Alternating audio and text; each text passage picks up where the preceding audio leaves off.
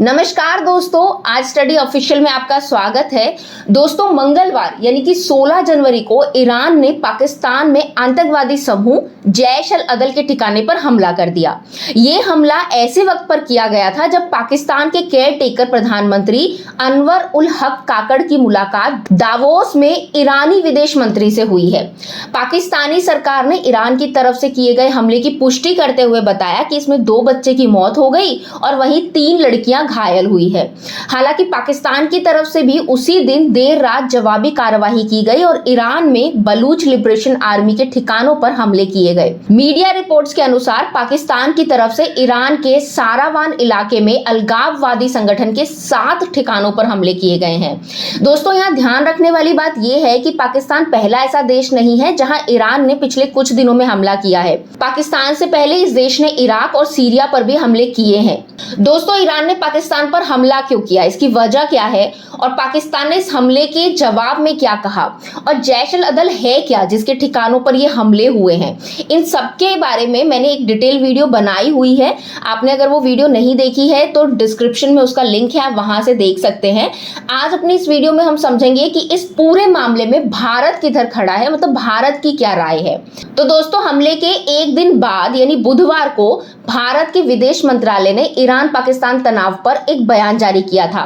विदेश मंत्रालय ने कहा था कि यह मामला ईरान और पाकिस्तान के बीच का है, लेकिन जहां तक भारत का सवाल है, आतंकवाद को लेकर हमारे देश की नीति 0 टॉलरेंस की है। हम इस बात को समझते हैं कि कई देश आत्मरक्षा में कार्यवाही करते हैं। वहीं दूसरी तरफ अमेरिका ने भी ईरान के तरफ से लिए गए इस हमलों को गलत बताया। अमेरिकी विदेश मंत्रालय के प्रवक्ता मैथ्यू मिलर ने बुधवार को अपने एक बयान में कहा कि ईरान ने हाल के दिनों में अपने 3 पड़ोसी मुल्कों की संप्रभुता का उल्लंघन किया है। चलिए अब समझते हैं कि ईरान ने 2 दिन के अंदर ही 3 देशों पर हमले क्यों किए। तो दोस्तों, जैश अल अदल पर हमले के पीछे ईरान का मकसद पाकिस्तान के खिलाफ युद्ध छेड़ना नहीं था, बल्कि ईरान बस तेहरान मोसाद के ठिकानों और अमरीकी ठिकानों को खत्म करना चाहता था।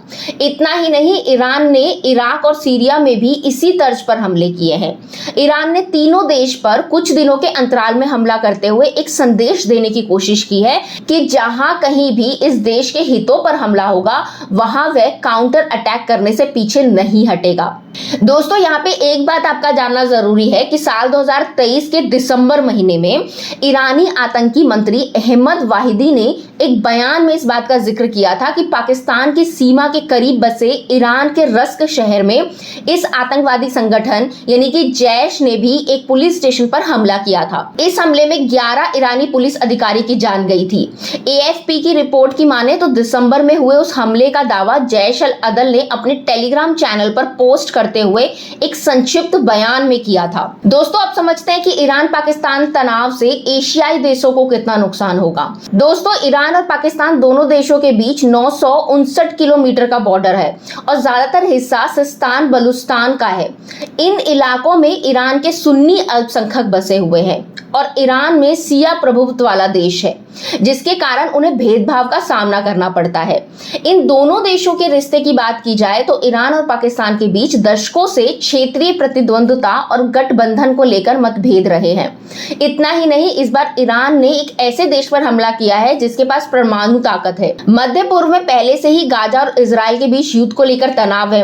अब इस हमले की अस्थिरता का खतरा बढ़ गया है। दोस्तों, ईरान का पिछले 2 दिनों के भीतर सीरिया, इराक और पाकिस्तान पर हमला करने का ये कदम मध्य पूर्व में तनाव और बढ़ा सकता है।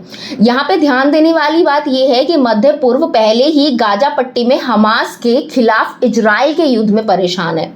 एक तरफ जहां हमास ईरान समर्थित एक फिलिस्तीन उग्रवादी समूह है, तो वहीं दूसरी तरफ अमेरिका और ब्रिटेन ने ईरान समर्थित यमन के हुतू विद्रोही के खिलाफ लाल सागर क्षेत्र में हमला बोला हुआ है। इस हमलों में पिछले कुछ दिनों के वाणिज्यिक जहाजों और तेल टैंकरों को काफी नुकसान हुआ है।